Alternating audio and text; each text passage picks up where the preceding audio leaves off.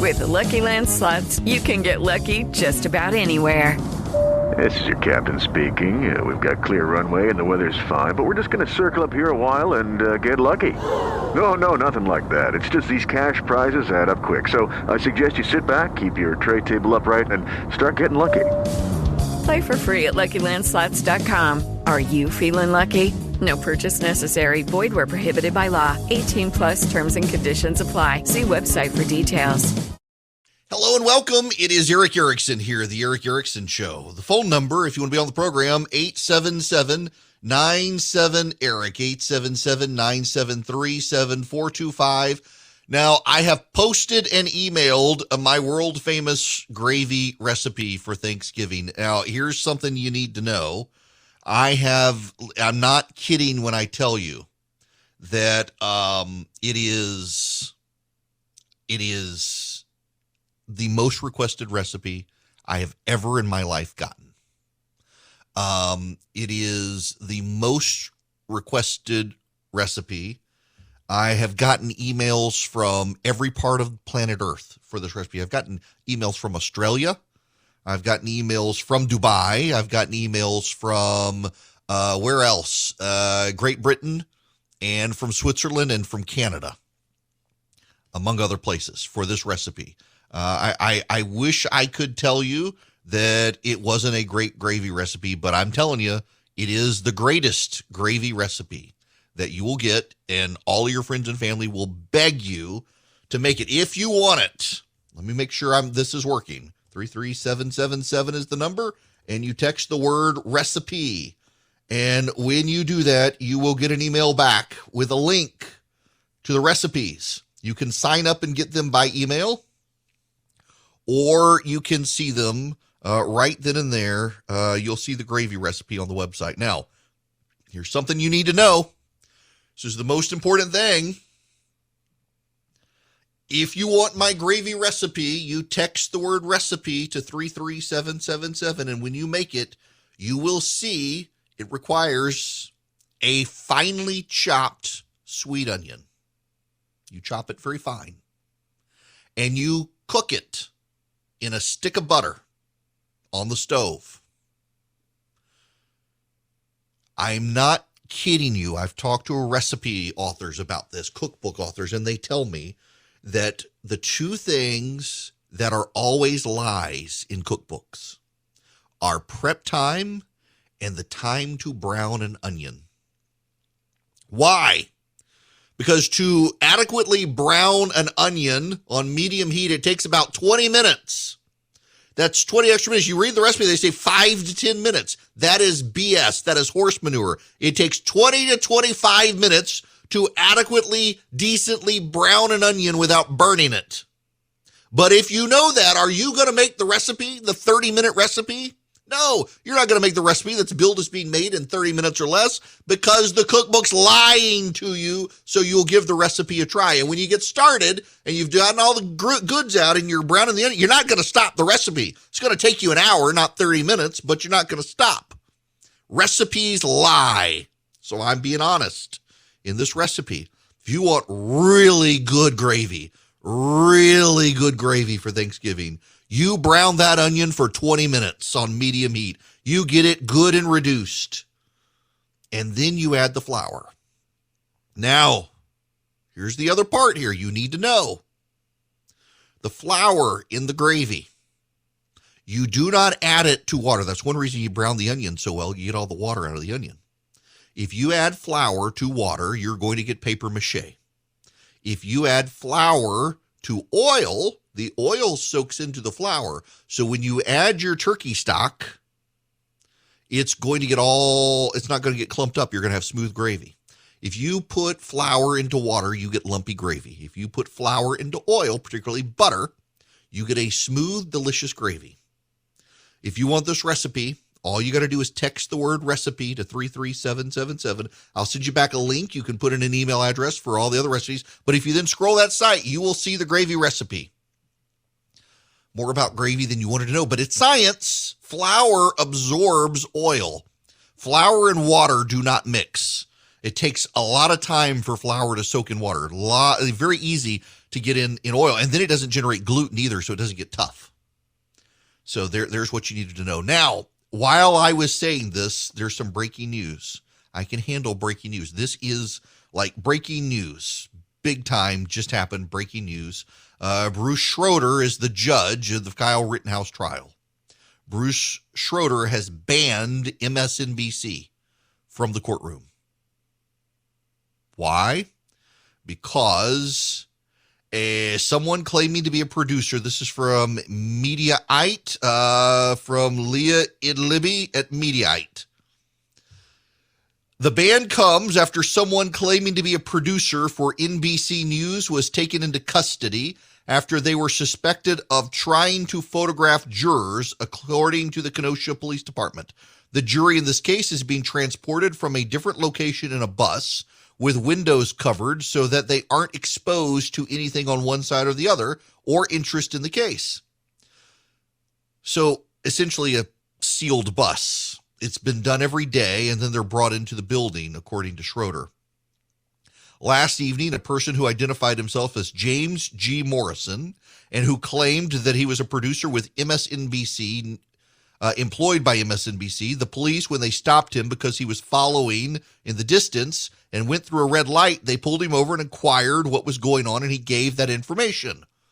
Morrison allegedly told the police he was instructed to follow the jury bus by his boss in New York, identified as Irene Bayan, the person who reportedly attempted to take photographs of the jury, but according to the Kenosha Police Department, no pictures of the jurors were actually taken.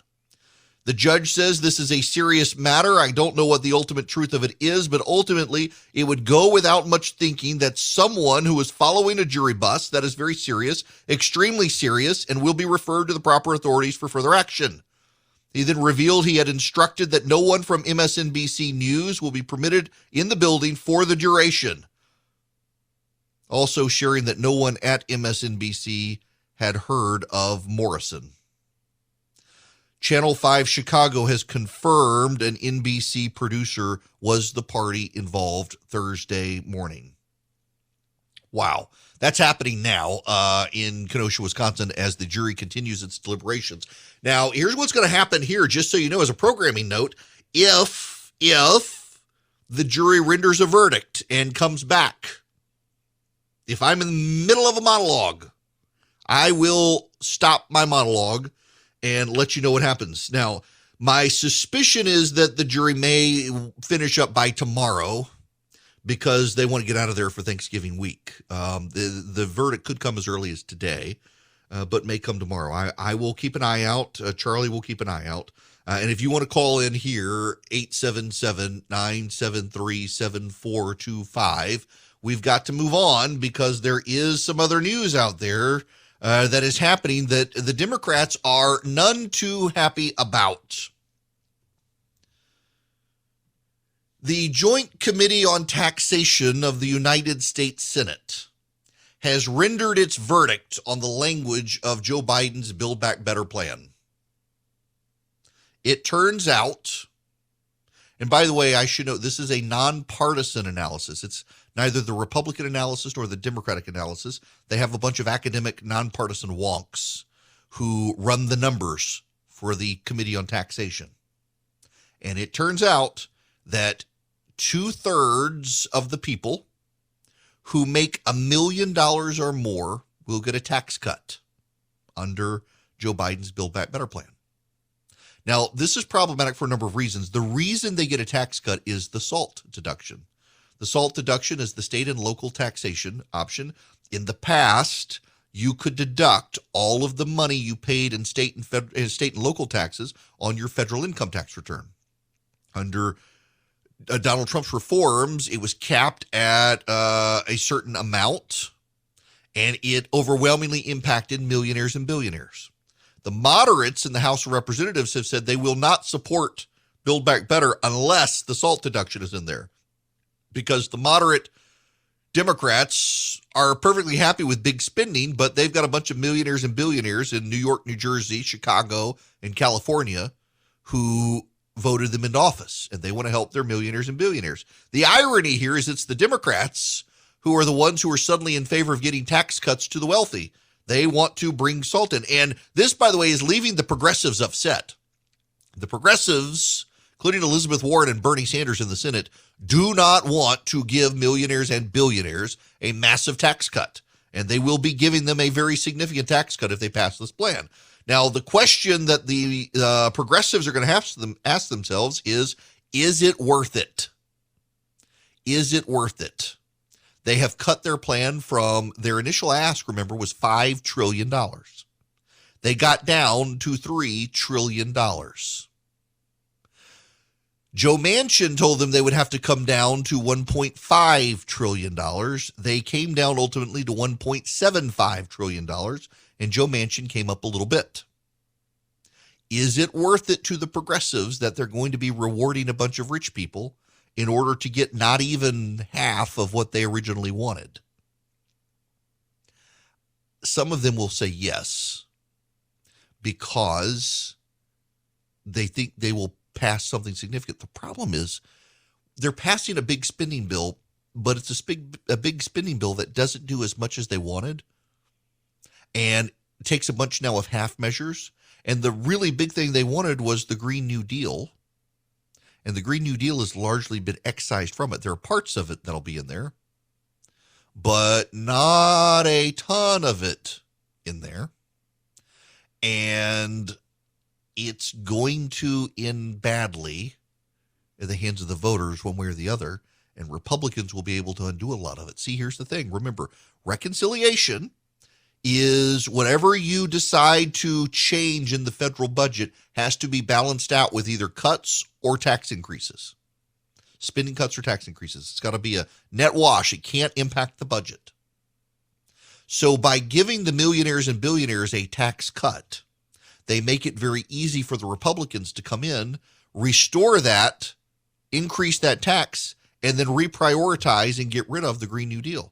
And the Democrats right now are so freaked out about Joe Biden's popularity that they're starting to realize Republicans very easily could get elected in 2024. Ron DeSantis, the polling shows, is one of the most popular governors in the nation. You would never know that from the media coverage. In fact, I gotta give DeSantis A+ on trolling. Ron DeSantis is going to sign a piece of Florida legislation that prohibits a lot of vaccine mandates, and he's going to the Florida town of Brandon to do it. A+ on trolling. I'm not a big fan of trolling in politics, but man, that made me laugh when I heard it. Good for him. And the Democrats are a little worried. I mean, this is why they're piling on Ron DeSantis so much. They're worried he could be a contender in 2024.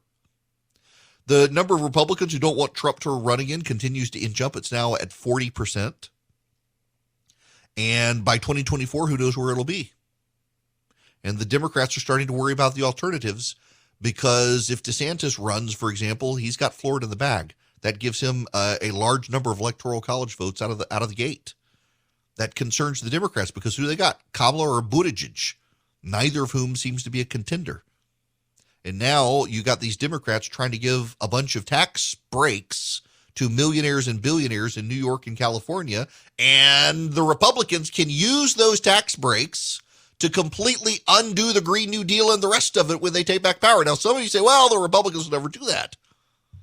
You get Ron DeSantis in or someone like him, they may very well do that. Don't say they won't. We don't know. What we do know is that the Democrats have become the party of the rich.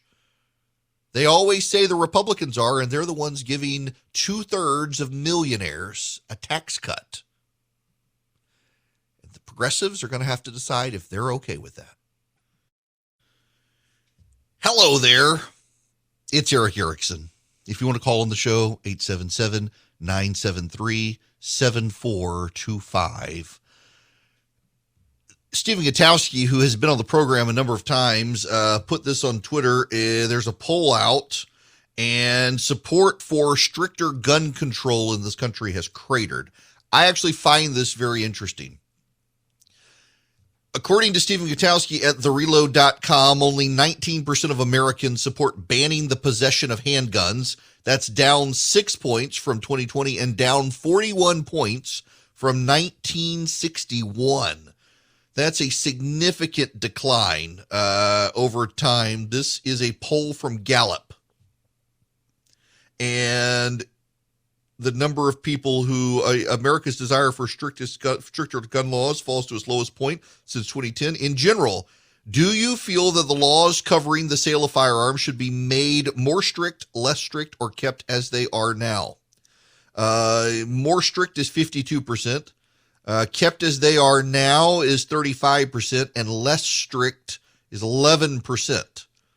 So you got 52% favor more strict gun laws, but that's actually pretty significant because at one point you had 67%. That was back in, it looks like 2018, and all the way back in 1990, you had 78%. It has fallen remarkably, particularly the collapse in handgun, the demand for regulations and laws and bans of handguns. Now, one of the reasons corresponds to the crime wave in the nation. And this is something that Democrats need to understand. As they have gone full defund the police and let the criminals out of jail, Americans are responding. Now, you can think I'm mischaracterizing the Democrats on this. Democrats do think I'm mischaracterizing them. The fact is, though, that's what the public processes as the Democratic rhetoric. Let people out of jail and defund the police. There is a crime wave across the country, and Democrats are the ones who get the blame for it in the polling. It's no wonder American support for gun ownership has gone up. In fact, the number one purchaser of new guns in this country are women. In fact, it's black women who are the largest purchasers of guns lately. They got to keep themselves safe because progressives are the ones who want to defund the police in black neighborhoods, thinking that they're doing some sort of favor to the black families. They're not. They're making it more dangerous in their neighborhoods. Democrats don't seem to understand any of this stuff. I need a new gun. I haven't bought a gun in a while. I can't decide what I want. Well, I kind of know what I want. I also want to suppress. I don't have any suppressors. I want a suppressor. It's been a while since I've been to the gun range. Bullets are so expensive right now. And, you know, the bullets are expensive not because there's a lot of conspiracy talk out there right now on why is ammunition so hard to get and why is it so expensive. It is a supply and demand problem. So many people are buying so many guns that they're buying ammunition to go with their guns.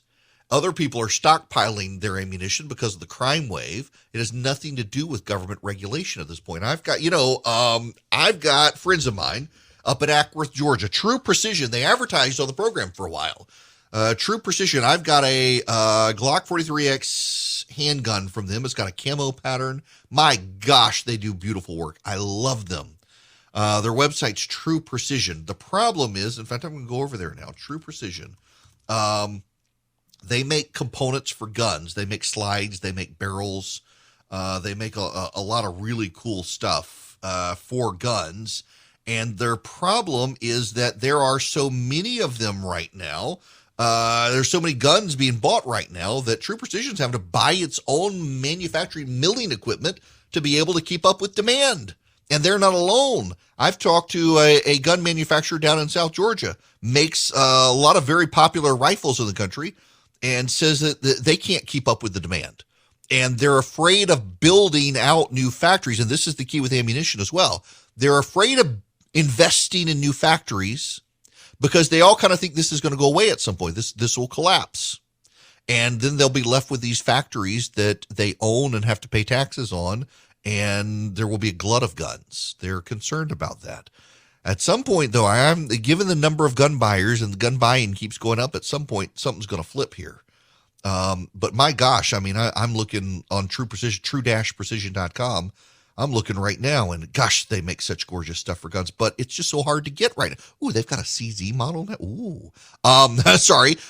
It's hard to get stuff right now when it comes to guns because so many people are buying, which should tell you everything you need to know about how people perceive crime these days. And okay, I'm back. Sorry.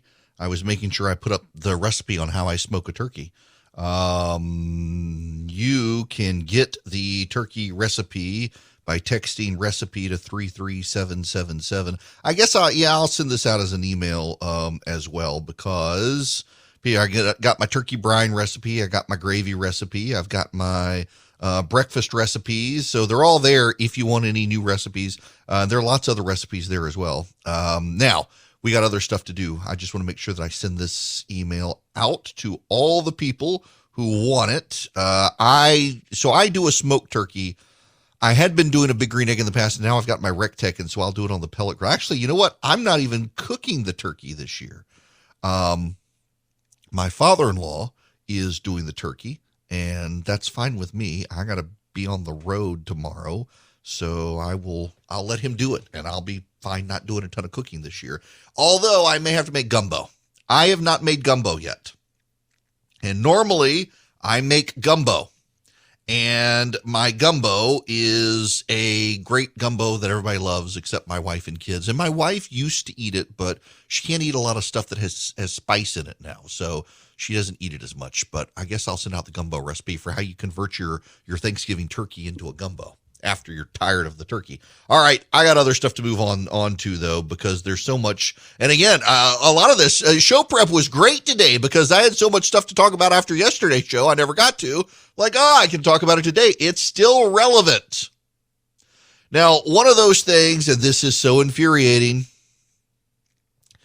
this is from chalkbeat.com, Essential Education Reporting in Detroit. This is, oh my gosh, I heard about this and was infuriated. This again is from chalkbeat.com. The Detroit School District is moving to remote instruction for 3 Fridays in December. A decision district officials attributed to concerns about mental health, COVID, and school cleanliness. The move was announced Wednesday on the district's website. It comes as the state is leading the nation in new COVID cases. Students and teachers are expected to show up online for remote learning on those days. Superintendent Nikolai Vidi said in the statement that he and the school board made the decision after listening and reflecting on the concerns of school-based leaders, teachers, support staff, students, and families regarding the need for mental health relief, rising COVID cases, and time to more thoroughly clean schools. I don't know if y'all know this or not, but COVID apparently does not affect people on Monday, Tuesday, Wednesday, and Thursday. You don't have to worry about COVID on Monday, Tuesday, Wednesday, and Thursday in Detroit. You can go to school and not worry about it. It's Friday. Oh my gosh, on Friday, COVID looks at a calendar and says, it's Friday, let's infect everybody. It's like at restaurants. At restaurants, there are a couple of restaurants in Atlanta still to this day where you're required to put on your mask to walk through the restaurant because COVID apparently hovers around 5.5 and higher. The moment you sit down, you're safe. You can take off your mask for the rest of the time you're there because COVID doesn't descend. It only floats high in the air. None of this makes sense. I saw a doctor on Twitter who said that he longed to be able to take his 3-year-old to the grocery store without putting her at risk of getting COVID. The data, the science, medical doctor, the science says your child is at no risk. Your child will be fine. People are living by fear. This is a failure. This is a failure in Detroit to do what they're doing. It is hijacking families, disrupting families. It is anti-science, and it comes on the heels of teacher union pressure in Detroit. There's going to be a voter backlash to this stuff. There will be a voter backlash. They don't seem to care. You know, we have not actually seen in this country massive spreading of COVID. Now, it has happened in high schools, but it hasn't been terrible. It hasn't been what they said. Here in Georgia, when schools reopened, many of them went without mask mandates, and there was not this massive wave of COVID coming through.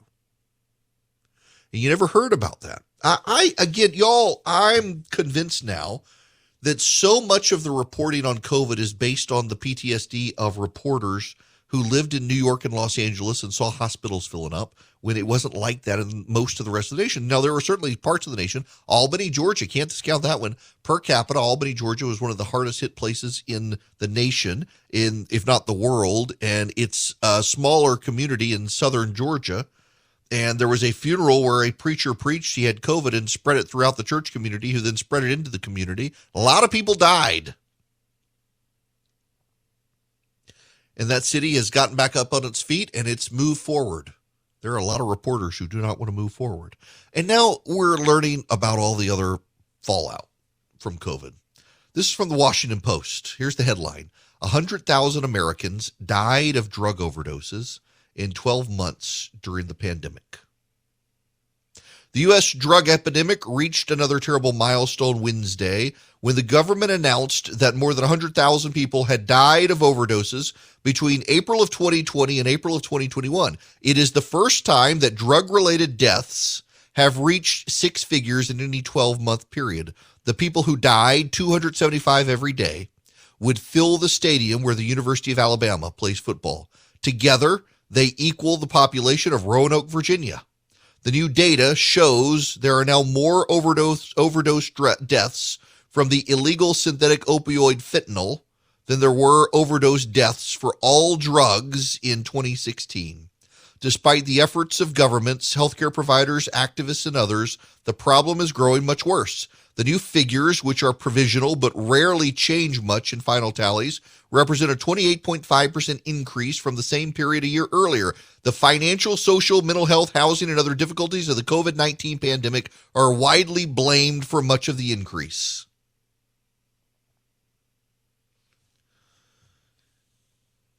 People predicted this would happen.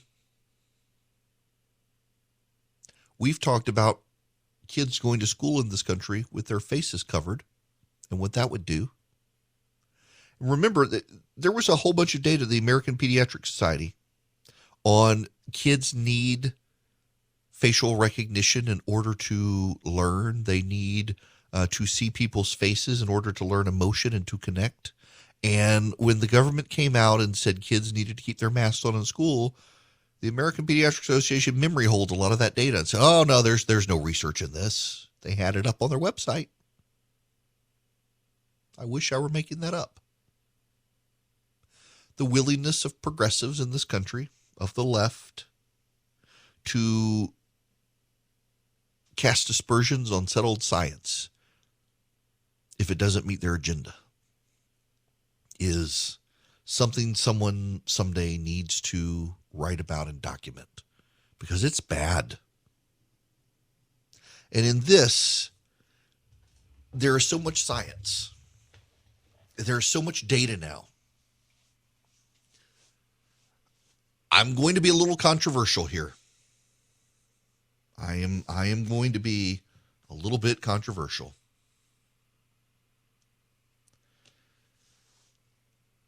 I put up a Instagram piece on masks a while back. I wound up taking it down because people have gotten so dogmatic about masks that no one would listen to what I said. They just wanted to state their own opinion and tell me I was wrong without ever listening to what I had said. We have global studies on masks now. Well-documented studies on masks. And masks helped reduce the spread of COVID initially, but we now know the percentage.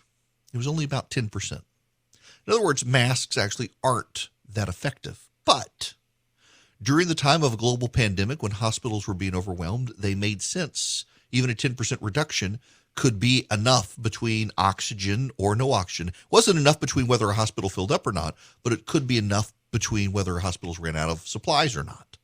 Which during the middle of a global pandemic, like in New York and Los Angeles, when hospitals were overwhelmed, so overwhelmed they were using meat lockers to store bodies because there were so many deaths, I would argue that made sense. I know some of you disagree. And Our healthcare officials made matters worse by reversing themselves repeatedly. First, it's don't buy masks, then don't wear masks, then everybody needs to wear a mask. We now have the real data on the masks. And if we're in a global pandemic, yeah, I think masking to some degree, if hospitals are overwhelmed, everybody's on lockdown, it makes a little bit of sense. At this point, it doesn't make any sense. It doesn't make any sense at all now. It doesn't make any sense because we are in an endemic situation, not a pandemic situation. And if masks only during a global pandemic with 100% compliance reduce it by 10%, they ain't going to reduce it now. There's no more reason for companies to be masking employees. There's no more reason to wear masks on airplanes. There's really no more reason for the masks. We have a lot of data out there. We know now as well that the 6-foot distance is garbage. We know now that the virus, because of the way it transmits in the air through multiple mutations, 6 feet isn't enough. It was all designed as street theater anyway by the feds to give people an appearance, a feeling of safety. So the social distancing aspect of it is kind of out the window. The masks are kind of out the window. You know what works? The vaccines, they work to reduce hospital overflows. They work to reduce deaths. But all that being said, we need to start recognizing that, like the flu, COVID's not going away. But unlike the flu, COVID is less dangerous to our children. So for schools to want to shut down on Fridays like in Detroit, that's garbage. For the government to want you to get your 5-year-old vaccinated, that's kind of garbage too. If you want your 5-year-old to get vaccinated, do it. If your 5-year-old has a immune compromise, get your child vaccinated if you can. But it's time for us to just live our lives again. The data suggests COVID isn't going away. The data suggests the vaccine has not worked the way everyone wanted it to, that over time, immunity goes down. So we might as well just live our lives because we can't be cooped up forever. And the willingness of governments to keep us cooped up, again, I disagree with those who say it's all about controlling us. No, it's because they're living in fear. They're living in fear because they promised us that we would get rid of COVID, and we're not going to. They don't know what to do. The science has failed them. They've worshiped at the altar of science, and science has failed them. They don't know what to do now. They're living by fear. The best way to live is to live. And you're not living when you're wrapping your hands in latex and putting masks on your face and not going outside. I passed a woman this morning. I wasn't going to say this, and now I might as well. She was wearing a wide-brimmed hat, and she had like cellophane or something down over the front of it, like a face shield and a mask on. She was walking in the neighborhood. I have no idea. I don't know. There was nobody around. I was driving to Chick-fil-A to get some breakfast about 10 o'clock this morning. This woman was coming down the road by my house. It's time to just move on. I wish I could move on from the topic, but there's so much out there. All these people in fear scenarios. We have a loss of trust in our institutions because our institutions have lacked the humility to admit when they got things wrong. We have increased alcohol consumption. Listen, I'll be honest and speak for myself. I have had to catch myself on this over the last year. I hang out with friends on Sunday night, and then hanging out on Sunday night was becoming hanging out on 2 or 3 nights a week, and the bourbon was flowing. I'm like, this is not healthy. I know a lot of people who have just exceeded it. I was talking to a buddy of mine the other day who recently lost a friend. It turned out that his friend was consuming a bottle of bourbon a day, and his liver failed. I can't even fathom that. And being locked down and home alone let a lot of bad habits fester for a lot of people. Now we have these drug overdoses, record-setting drug overdoses. Our society was already having cultural and spiritual problems, and COVID pushed a lot of people over the edge. And our government is trying to double down on all the things that push those people over the edge instead of telling people to come back out of the shadows and live their life and move on.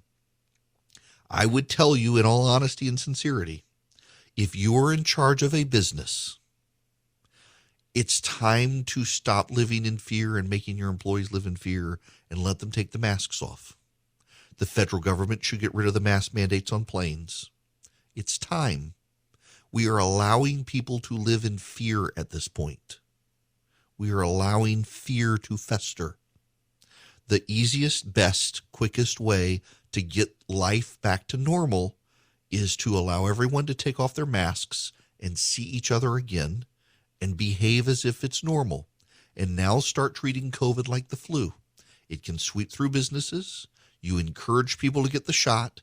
You bring people to the office to give them the vaccine. And otherwise, you leave them alone. And life goes on. But life can't go on until we admit COVID's never going away.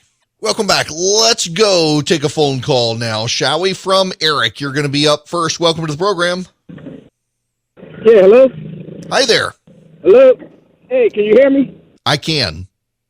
Oh, okay. Yeah, I was listening to you when you said about the social distancing, and that's a bunch of garbage. Sorry, man. I actually pushed the wrong button. Eric, call back. I'm sorry. That was my mistake. I thought we were headed somewhere bad. It wasn't the Eric I thought it was, if I'm honest with y'all. And I thought we were about to head to bad words. Eric, call back. That's my fault. I will get you as soon as we come back because I don't have enough time to get another phone call. Thought we were talking to the different Eric who works for the airline who sometimes calls. But now, on his social distancing point, COVID is airborne in particulate now. It was originally, the idea was that it was big droplets. And it was originally, but COVID has over time mutated. And as it has mutated now, the particulate in which COVID spreads is smaller. And so it floats in the air longer, like measles does. And so you can spread it. But also notice this. While people are getting COVID, take Vermont, for example. Vermont now has the highest contraction rate of COVID in the country, and Vermont also has the highest rate of vaccination in the country. And the result is that they got the highest rate of COVID. Yes, let me say it again. They've got the highest vaccine rate in the country, and they've also got the highest COVID spread in the country. But they have one of the lowest hospitalization rates in the country. So the vaccine in that regard does work. The vaccine works to keep people out of the hospital, and the vaccine works to keep people from dying. It does not necessarily work to keep people from getting COVID, but you start getting COVID with the vaccine and it turns into a mild flu or asymptomatic, and that just bolsters your immune system even further, and that's good. All right, the phone number is 877-973-7425. Eric, call back if you want. I'm sorry, that was my fault. I'll take your phone call when we come back, and everybody else as well. And then we got to move on to the Veterans Administration. Y'all, there's a story out there that is going to blow your mind about the VA, and you need to hear about this. I've got the details. It's horrific, and we got to do something about the VA. And you thought these last 2 years were crazy. Welcome to 2022. It's coming up and nothing makes sense still, especially in business. If you're a small business owner, good luck getting financing from a big bank right now. I can offer you a fantastic solution if you're looking for $750,000 or more in financing for your business. First Liberty Building and Loan. Let's say you want to buy a new building, or you want to refi existing debt, or you want to buy a company. Basically, you see opportunity for your business to grow, but you've hit a wall with the mega banks getting financing. That's where First Liberty Building and Loan and my friends the Frost family come in. They solve small business financing problems better than anyone I've ever seen. They say yes, where big banks say no. It's that simple. Look, just do this. Spend 10 minutes with them. Call them, First Liberty Building and Loan. Say Eric sent you. In 10 minutes, you'll know if you're a good fit for their program.